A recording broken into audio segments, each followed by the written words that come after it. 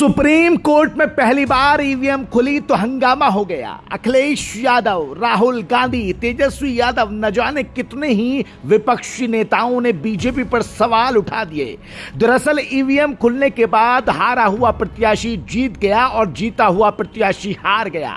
दरअसल पूरा मामला हरियाणा के पानीपत के बुआना लाखू गांव का है, जहां पर सरपंच पद के विवाद को लेकर यह पूरा मामला देखा गया। जब इस मामले में सुप्रीम कोर्ट ने चुनाव में इस्तेमाल इलेक्ट्रॉनिक वोटिंग मशीन यानी कि ईवीएम और अन्य रिकॉर्ड तलब किए तो वोटों की गिनती कराई गई। इस दौरान दोनों पक्ष मौजूद रहे और पूरी प्रक्रिया की वीडियोग्राफी कराई गई।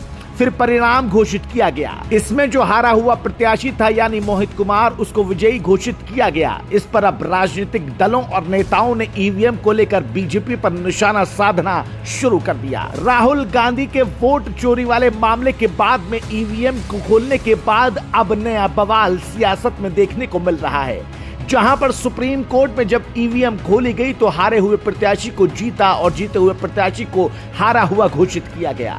यानी विपक्ष साफ तौर पर कह रहा है कि कुछ न कुछ तो ईवीएम में गड़बड़ की जा रही है, चाहे वो सरपंच का चुनाव हो, विधायकी का चुनाव या फिर लोकसभा का इलेक्शन जिससे पीएम को सिलेक्ट किया जाता है।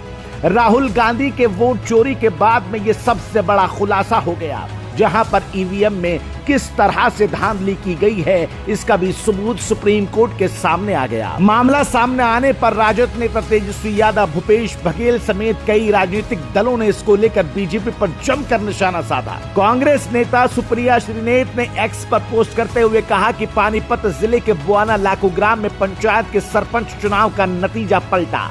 ईवीएम से डाले गए थे वोट, लेकिन जब सुप्रीम कोर्ट में दोबारा वोटिंग हुई तो चुनाव का नतीजा पलट गया।